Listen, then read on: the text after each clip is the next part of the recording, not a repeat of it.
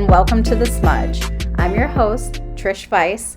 You can find in this broadcast topics ranging from health, self-care rituals, personal epiphanies, and a wide love of plants and their amazing properties. It is a wild world out there, so I offer you some refuge on this radio wave. And now I invite you to tune in to our first episode, volume number 1, Sage, Sweater Weather, Support Snails, and the Serpent. Okay, first things first, let's get grounded. Yay! This is one of my favorite classic grounding practices. So what you're going to do is you're going to get your bundle of dried sage. You're going to light one end of it. Let it start on fire. I'd say let it burn about 20 to 30 seconds, and then you can gently blow it out.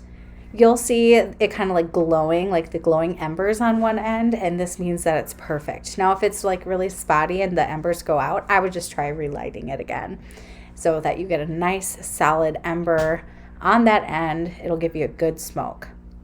So now you can take your smoky sage bundle, and I like to walk it around my space. So whether it's around my house, around my car, I'll go to the basement and the garage, or maybe it's just an item or yourself.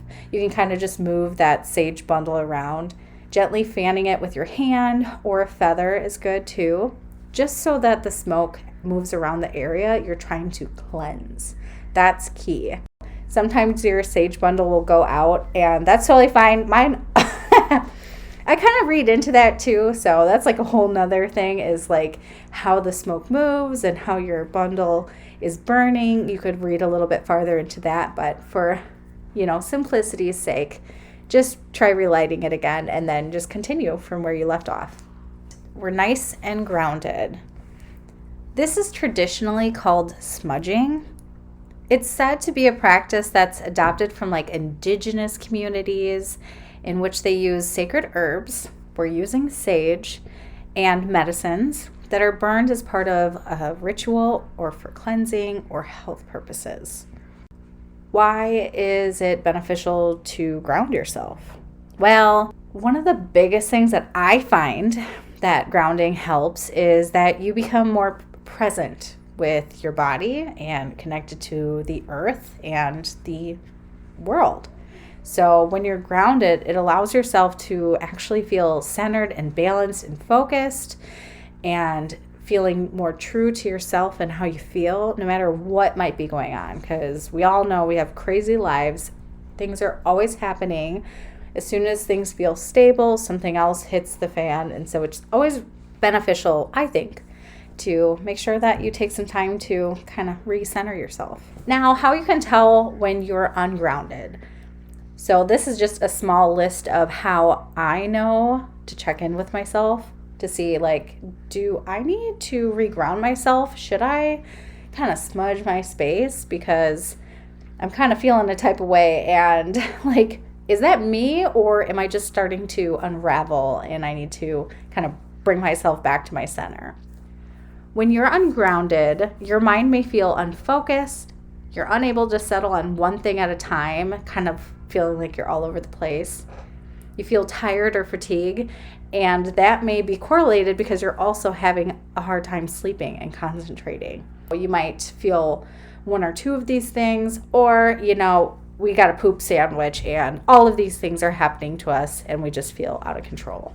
That's my little checklist of how I can check in with myself and be like, you know what, I'm going to just do a quick grounding smudge session and just like get refocused and recentered. And I find it's really helpful. Other than just that being helpful, sage as a plant has so many beneficial qualities. Some, but not limited to. It is a sore throat relief and cold remedy, especially right now with this cold and flu season. It's a great herbal alternative to use. It is a liver detox, a digestive aid. It has anti-inflammatory properties, can be used as a cough suppressant, helps boost your memory, it fights gum and mouth disease. It's also been known as like an antiperspirant and can help relieve light topical injuries.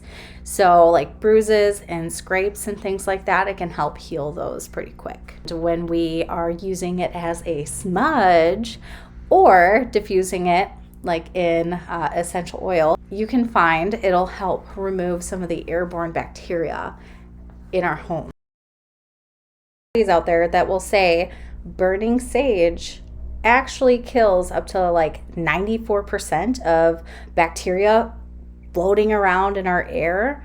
That's a really inexpensive herb that you could purchase or grow yourself and dry and smudge every once in a while. So no big bulky air purifiers and all that jazz. Yup. Sign me up. Now that we're all nice and grounded, let's clear the air.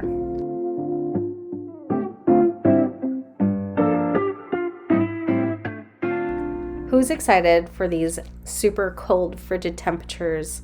Cozy clothes like pants, sweaters, jackets, being all bundled up and snuggly. Most of you are probably rolling your eyes at me like, I will take the sweater weather, like the sweater, but the weather is for the birds. That's true. I know you guys don't really like the cold weather probably. I myself do enjoy a little winter in my life. Being snuggly and cozy is a requirement in that winter phase. With that being said, I have grown out, literally, I'm like busting biscuits out of my leggings and pants. So many clothes I just can't fit anymore. This was, what did they say, like the COVID 20 or whatever. Well, it seemed like COVID 2021, you got an extra 21 pounds. I mean, it just keeps piling on. I'm just going to sum it up as it's just time for a refresh.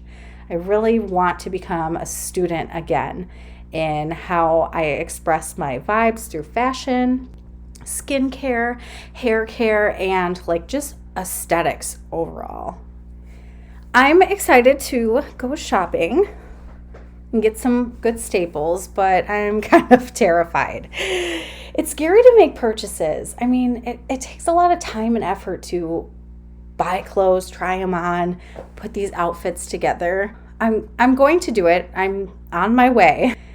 My hesitation is met with being like, okay, well, this needs to happen. Like, I can't just wear clothes that have holes and are way too tight and small. I'm going to try and use it as a therapeutic time to like self-love, self-care. All right, we'll just call it that. Let me know if you've ever felt that way. Like, drop it down in a comment or something, and maybe some advice how you've gotten over that hump of hesitation, like in fear of kind of like starting over or like committing to something. It's time, girl. I'm early 30s. I really need to get some pieces that fit me, fit my body type, and work well and aren't just going to end up in a landfill, in 2 months. So I don't know what my tool is going to be. Maybe I'll be looking on Pinterest and actually like putting those outfits together, trying them on, and if I love it, great, I'll take it. Maybe I'll take like my sister along with me. She can give me some really good pointers. She might see the back of a shirt that I love, even though I love the print in the front of it. If my butt crack's hanging out, I want to know about that. Heck, you don't know if your butt crack is hanging out? Yeah. Hi. Yep, that's me. Butt crack hangs out. My bad. But it's like things like that. So I'm like a little nervous to be finding these new pieces that I am not used to wearing. But again, I'm excited. So here's to a new era of the winter time, bringing in something new. And I hope that kind of helps someone out there too that's like, I really should do a little shopping and get something for myself, or I really got to stop wearing these jeans that my thunder thighs have worn holes into, because I'm right there with you. Like, it is just time. Pitch those jeans or turn them into shorts or something, but it's time. Like, let's just get stuff that looks good, feels good, makes us excited. If you want it, you can have it. If you need it, we can make it all right. Next I just wanted to show some locals some love. There is this adorably awesome metaphysical shop downtown Sun Prairie, Wisconsin. It's just outside of Madison, Wisconsin, the capital. They have ethically sourced crystals and gems for a super fair price. I grabbed a little piece of malachite and this super cute little emotional support snail. Oh my gosh, it's adorable. I put it in my son's plant or whatever. Both of my kids were sick and I was too. It's been like, it had been a couple weeks. Anyways, and I was like, you tell this snail, like, you're feeling sick and you want some help feeling better. I'm not going to lie. I mean, with proper hydration, vitamins, and medication, we all kind of got back to our baseline. But it happened really quickly for him. So I was like, oh, that's sweet. That support snail really helped, even though one of its little eyeballs kind of snapped off. The artist was a local artist that they showcased that made those support snails. So toot. Love that.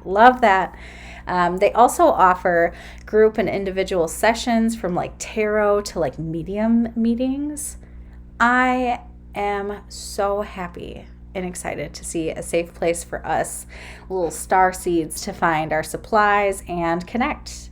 Okay, so that being said, I just want you to know that I am not sponsored by them whatsoever. This is just my own personal opinion, and I just wanted to share that with you guys.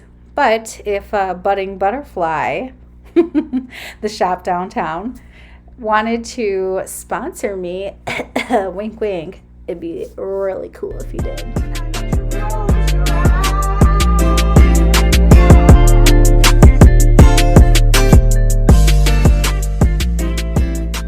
Now, before we part, I wanted to send you with a spiritual sign symbol. Signs and symbols in dreams or my waking life, I always wonder what the heck they mean. I'm like researching everything, dreammoods.com. They can sometimes be really persistent, unusual, and even impossible things that can essentially unlock some messages from like our angels, our spiritual team, higher self, or really whatever you relate to for guidance. After talking about wanting to change my wardrobe and really hone my aesthetic and my vibe, I feel like the snake, the serpent, is a fitting animal sign.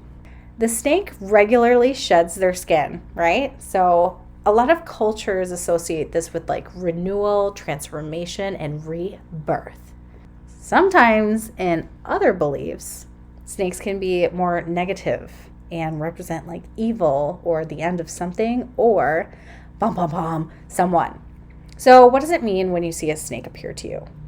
The overall message that I've kind of concluded from like looking all over and gathering all this information is that whenever the snake appears to you in like a dream, in your real life, say for instance you get a new snake stuffed animal from a friend, I would take it as healing and a transition that you need to recognize. Either way, acting on that message or warning is a good thing to do. I thank you all so much for listening to me today. Remember to stay grounded, protect your energy, and don't be afraid to tell people to smudge off. Okay, we will talk soon. Take care.